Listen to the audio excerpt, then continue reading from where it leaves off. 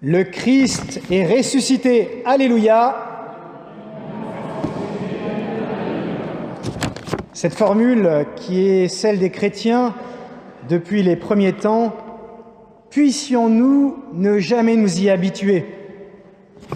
Oui, Jésus est ressuscité d'entre les morts, et cette nouvelle est toujours aussi inouïe.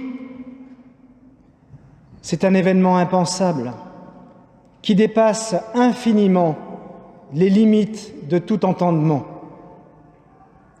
Lorsque Jésus ressuscite, le cosmos tout entier est saisi, jusqu'à l'eau du baptême, aujourd'hui, Corentine. Tout ce qui vit,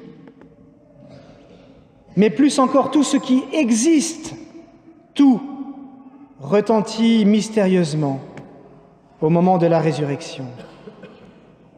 La création tout entière est rendue contemporaine de cet événement définitivement nouveau qui vient la saisir dans le secret.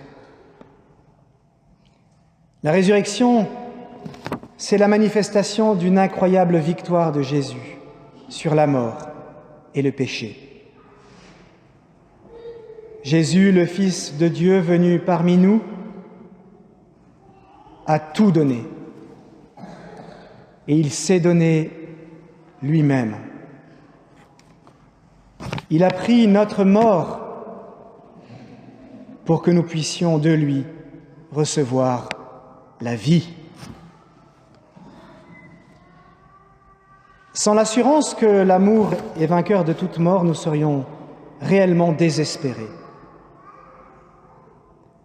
Plus aucune issue, quand on y pense, plus aucune issue ne s'offre à la créature qui sait être en sursis de mort éternelle, d'anéantissement. Non, nous ne sommes pas des morts en sursis, même si notre corps doit mourir.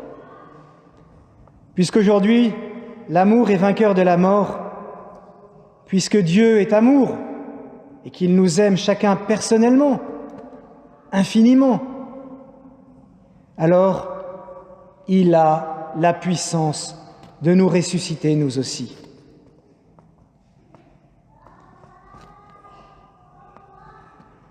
C'est pourquoi la résurrection du Christ ouvre aux hommes une espérance inouïe, que le reste de la création perçoit, comme en témoignent tous les végétaux entrés dans cette église pour la fête de Pâques. Parce que, comme le cœur de l'homme, le cosmos tout entier est un réceptacle de l'amour de Dieu. C'est l'amour de Dieu qui nous crée à chaque instant de notre vie. C'est l'amour de Dieu qui nous maintient dans l'existence.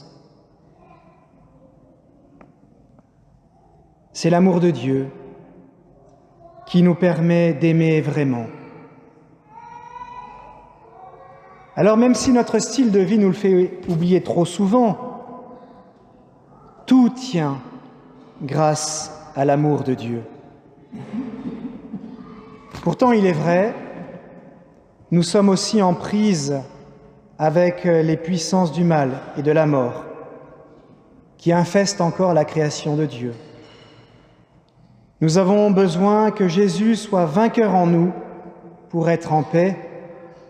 Et merci Corentine, ce matin, de l'illustrer si magnifiquement en ce jour de Pâques. Le monde entier lui-même a besoin que Jésus soit vainqueur en lui pour qu'il en reçoive la vraie lumière, la douce lumière de sa présence. C'est pourquoi la résurrection, en définitive, concerne le monde entier.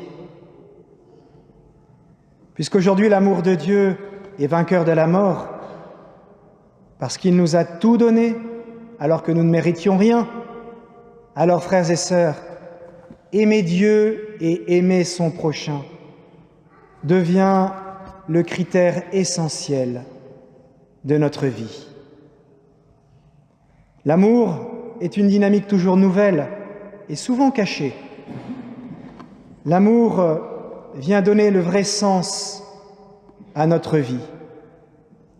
Le langage de l'amour défie les apparences mêmes. Une vie donnée aux autres par amour peut paraître aux yeux du monde une perte. Mais aujourd'hui, Jésus ressuscité nous prouve le contraire. Dans la gloire de sa résurrection, Jésus vivant choisit d'être présent avec nous tous les jours, jusqu'à la fin du monde. Il confie à son Église la mission d'être le nouveau temple de sa présence, grâce à son corps, afin que toi, chrétien, tu puisses désormais le rencontrer, que tu puisses l'aimer et devenir ainsi témoin authentique et actuel de son amour infini, puisqu'il nous a tout donné. Chrétien, plus tu t'approches de lui, plus tu manifestes à tous que le monde, avant d'être celui des hommes, est bien le monde de Dieu. Alors, sois dans la joie en cette fête de Pâques. Le Christ est ressuscité. Alléluia. Alléluia.